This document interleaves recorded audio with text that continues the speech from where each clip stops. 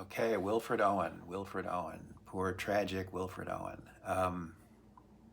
Brilliant young English poet who never got to be a brilliant old English poet or even a brilliant middle-aged English poet because he died in 1918 while serving in World War One, and he was just 25 years old. Most of his poems were written within about a year's span during the war. He wrote some poems beforehand, but the ones that come down to us can be collected in a volume not very thick. This is the one I've had for about 20 years, edited by John Stallworthy. He he wasn't one of your posh guys, your Oxford or Cambridge guys who went off to World War One, like Robert Graves or Siegfried Sassoon or Rupert Brooke, who also didn't survive the war. He had a more modest. He grew up in more modest circumstances, and wasn't able to win scholarships to universities, and just did different things until he enlisted in I almost said Vietnam, until he enlisted in World War One, where he for a while was treated for shell shock, which what we would call post-traumatic stress disorder today, and and then a week before the armistice, he was killed, and the news of his death reached his hometown on the very day that the armistice was announced. So you can imagine, in this town, I think it was Shrewsbury, the church bells pealing in celebration of the end of the war, just as the news of his death reached his loved ones. Pretty rough. So he's best known for very intense and powerful war poems. But I'm going to look at one of the poems from his tragically abbreviated body of work that do not treat the subject for which he's best known, that is war, of course. It's undeniably true that his experience in World War One gave him his great subject, and the poems that were forged in that fire are very powerful and genuine treasures. Dulce et decorum est, A Strange Meeting, to name two of them. These poems are justly celebrated and should be read forever. And of course, apart from their specific virtues, war itself is as worthy and as well established a subject of poetry and of art as it could possibly be. It's had, of course, a durable place in the poetic tradition of the West since Homer, and that goes back about as far as it can. But I'm going to gratify an impulse that I feel to try to pry Owen slightly away from his identity as a war poet, and just for a few minutes, I want to spend some time with one of his non-war poems, and just kind of ponder what if there had, and let it enable us to ponder what if there had been no global conflagration during Owen's young manhood? What if he hadn't perished in it at age 25 and instead had gone on writing poems for several more decades, drawing on other sources of inspiration, treating other subjects? These are unanswerable questions, of course. Unanswerable by me, certainly. But Owen had been writing poetry seriously for several years prior to the war. Undoubtedly, he'd have been a poet with or without it.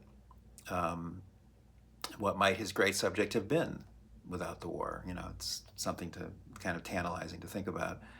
So we're going to look at a poem of his on a theme that's even more venerable, a poetic subject than war, and that is love. We're going to look at a sonnet of his titled Autumnal. I'll read it now. Autumnal.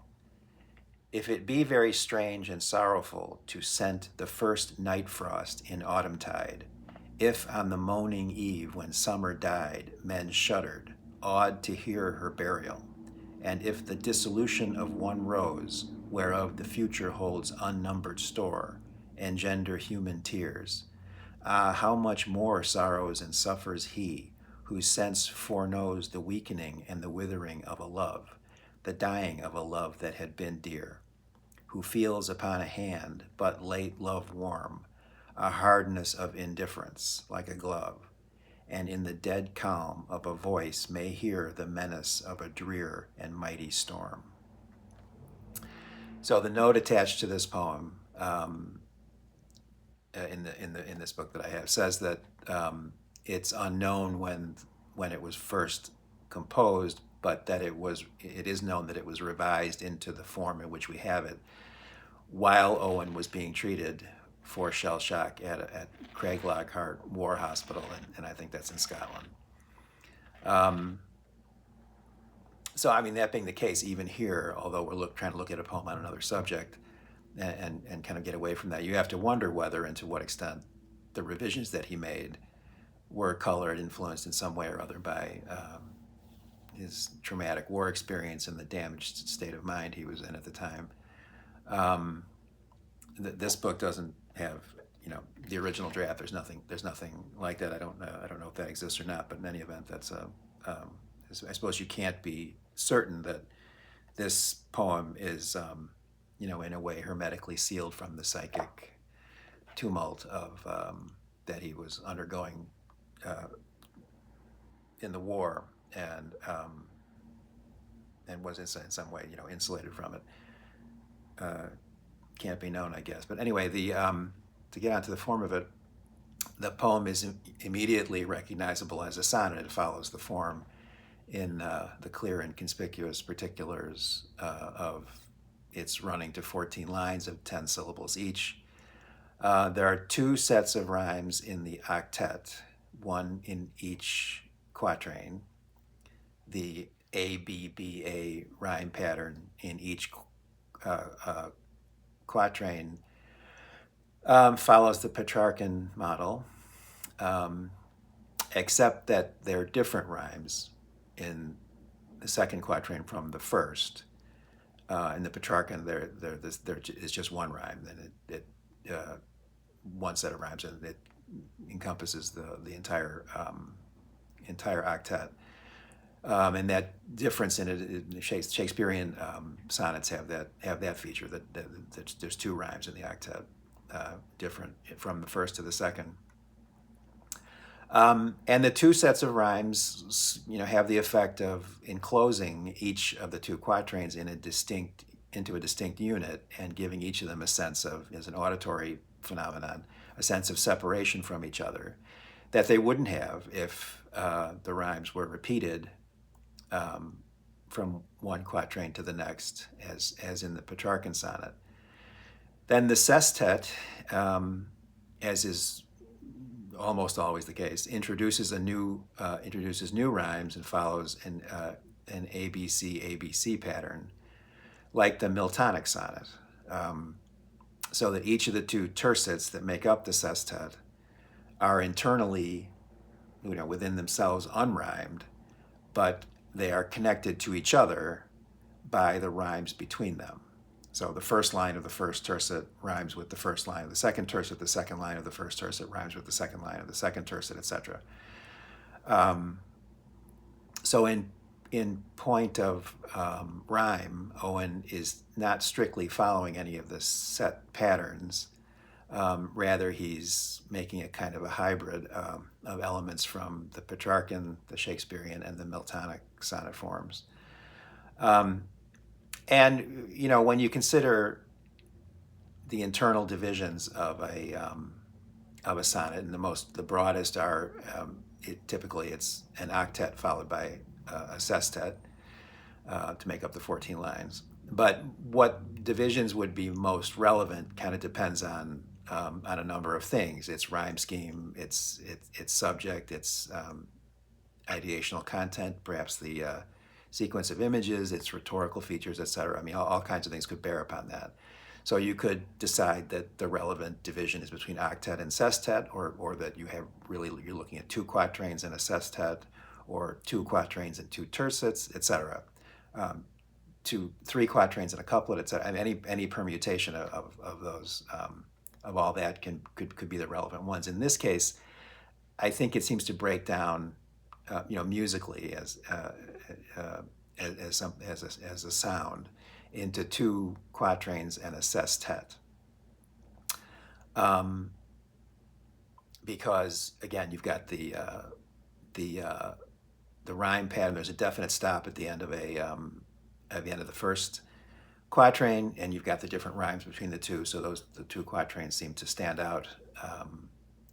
And then the sestet, I think you see as one because of the interlacing rhymes between the two tercets. I think it's less likely to come through to you as two tercets than as a sestet. Although on the page, I mean, it can strike you differently when you hear it versus when you're looking at it on the page. But in any event, so there are some rhetorical elements in play here that are of interest also, rhetorically, or you might say, thinking of the form of its argument. You could say the poem overrides the division I was just talking about between the first two quatrains, and in a way that encompasses the entire octet and then some. I'll explain what I mean. There are two sentences in this poem. The first of them is a specific type of sentence, namely a periodic sentence, one in which the main clause comes last, after at least one subordinate clause. So one subordinate clause followed by an independent clause is the bare bones definition of a periodic sentence. So there's an expectation created. You think of an if-then sentence. If this happens, then this happens. The if part of it is going to be a dependent clause, a subordinate clause, and not express a complete thought. And then the then clause will be an independent clause expressing a complete thought and will deliver the meaning of the sentence. And there's an expectation raised by the form of the beginning of the sentence, the dependent clause, that something else is going to come to, so to speak, pay off what's being set up in the first part of the sentence. So that's all you need to have a periodic sentence is that one of them. But typically, when people speak of them, and when they're used, especially speak of them in terms of like rhetorical instruments and rhetorical effects, you're talking about a sentence that has multiple dependent clauses that go on over a sustained period of time and create a sense of suspense, a sense of tension, and holds in abeyance the delivery of ultimate meaning in the sentence for sometimes for quite a long way. And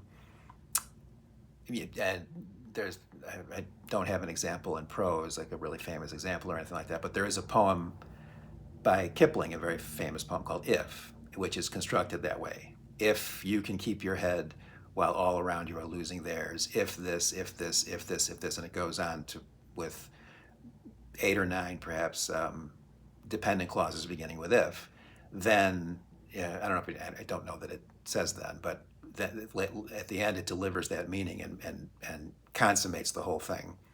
And but you have that sense of suspense building. You have this growing appetite as it unfolds to get the ultimate meaning, and then finally it's relieved and the tension is released, and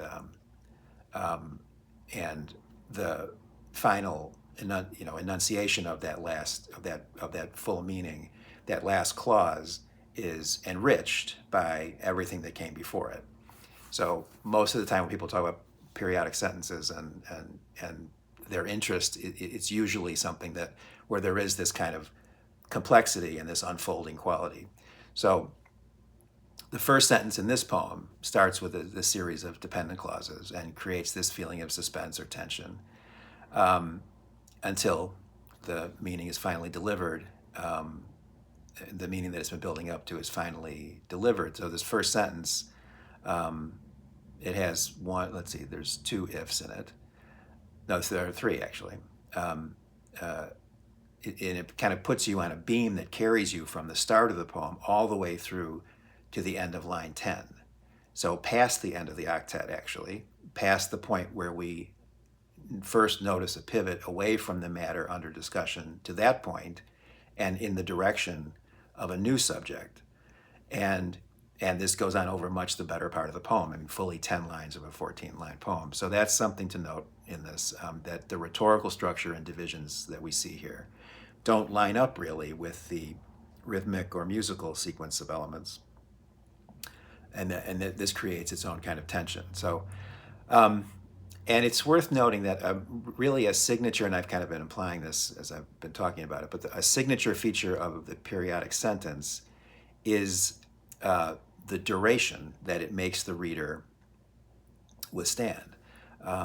It's a sentence that develops and unfolds and kind of enacting a passage of time. You see in it meaning taking shape over time. You feel the sentence moving in time toward a terminus whose existence is implied by the structure and momentum of the sentence, and that feels more and more magnetic and inevitable as you proceed. You might say that it carries a hint. All these dependent clauses, this whole structure of them carries a hint, some kind of flicker, of that terminus within its folds while it is in transit toward that end. And that's interesting here because that rhetorical or syntactic construction chimes very nicely with the matter of this poem. When we think about the process of withering and of decay and of extinction described in the poem, the medium for those processes is, of course, time. And in all these forms and instances of decline and loss that the poem enumerates, we see incipient signs of that future loss within a present moment, before the processes that will bring about that loss have really begun in earnest. We feel, in another way of putting it, we feel the future kind of bleeding backwards into the present. The future in germ form contained in the present. There are references to summer and autumn, which of course are the names of seasons and therefore, of course, temporal markers. So the poem seems to want us to think about the passage of time, the dissipations that it brings with it, and the note of maybe doom that our awareness of inevitable decay and loss impart to human experience, even in moments where it hasn't truly yet manifested itself. And the poem is deploying this rhetorical instrument, the periodic sentence, to intensify our sense of that, to give us something of the feeling of time passing, to reinforce that note in its thematic concerns. So, and then there's another subtle liberty, I think, that's taken with the sonnet form here in the transition from the octave to the sestet, or from the second quatrain to the sestet. We provisionally decided that the really relevant components here were two quatrains and a sestet. But the line that speaks of foreknowing. So let me get that here. Yeah. So you have the if statements. You have you're scenting the night frost in autumn tide. You're getting a sense of the winter that's coming before it's come. You're on the moaning eve when he talks about the moaning eve when summer died. You're seeing the death of summer while summer is still here,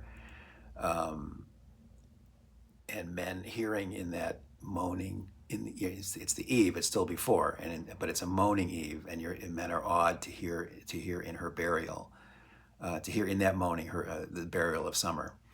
And then the rose that dissolves, even though we know the future holds unnumbered more of future, another time reference, it still brings these intense feelings and tears.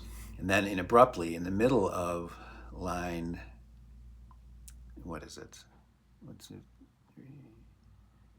In the second to last line of the second quatrain, Ah, how much more sorrows and suffers he whose sense foreknows. Then the sestet begins, the weakening and the withering of a love. Um, so that line, foreknowing, which comes at the end of the second quatrain, um, is also demonstrating or enacting, or you might say dramatizing the foreknowing. That it in a way mimics the foreknowing by anticipating the shift of subject from the incipient decay of the seasons in the octave to the first fleeting hints of dying love that we talk about in the sestet. So the substantive hinge moment doesn't precisely coincide with the start of the sestet. It comes before it. It emerges as an incipient sign, you might say, a kind of transitional foreshadowing of the subject that the poem takes up in earnest in the sestet, namely the dying love. So in the sequence and flow of ideas here, the poem mimics the experience referred to earlier in the poem of, scenting the first night frost and autumn tide, getting getting a sense of the coming of winter while it's still autumn, and then what he calls, of course, the moaning eve that anticipates the coming end of summer, by staging this foreshadowing of the shift of subject in the line or so prior to the beginning of the sestet, before the new subject is explicitly enunciated. And looking at the other sonnets in this book, the shift of subject in all of them, I think maybe except for one, does occur with the beginning of the sestet. There's no kind of blurring of that line. It's really only in this one, and as I say, perhaps one other one, that does it in a different way. But this one really is exceptional among his sonnets for doing that. So the new subject bleeds backwards into the prior poetic unit, the octave, just as when we go forward into the sestet, we get a picture of the coming end of a love in incipient signs. And those are, again, the hand that's but late love warm shows a hardness of indifference like a glove. The dead calm of a voice may hear the menace of a drear and mighty storm. So, things are holding steady for the moment, but there are these troubling clouds on the horizon that the speaker of the poem sees. And this sense of doom, or failure and loss retroactively invading and tainting the present moment before this withering has actually begun. And then the new subject is finally named explicitly at the beginning of the sestet. But again, we've been turning our gaze toward that before the end of the quatrain, which I think is a little bit unusual, and I think is thematically integrated here. I should say that was where the form kind of integrates with the theme here. And then there's usually with these elements, the two quatrains, there's usually a definite pause, and there is one after the first quatrain, but not really the second. The second one ends with an enjambed line. Foreknows, next line, the weakening and withering of love, which again kind of blurs these hard distinctions and clear sort of clear demarcations.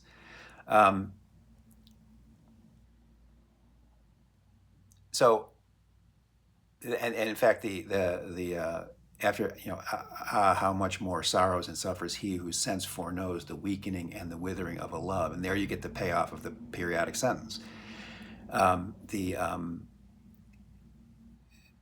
weakening and the withering of a love, and then the next line, the dying of a love that had been dear. And that's an interesting line, the dying of a love that had been dear. I can't help seeing a note of anticlimax there. It comes out that the dying of a love that had been dear comes after the weakening and the withering of a love. There's just something flat about the dying of a love that had been dear compared with most of the rest of the poem and the line immediately preceding it that it's just this kind of unremarkable paraphrase of, and not a very musical one. Um, it repeats the word love within just a few words of its appearance in the previous sentence. Um, and then there's this unnecessary phrase that had been dear, dying of a love that had been dear. I mean, any love is dear. This phrase gives us no new idea or point of view. So line 10 really says the same thing as line 9, but in a much less memorable and forceful fashion. Weakening and withering are much more evocative words than dying, and they're also brought into alliteration with each other, which helps solidify that more vivid impression. And yet, this weaker line is the one that receives a measure of emphasis by being the one that delivers the definitive pause. Um, and that comes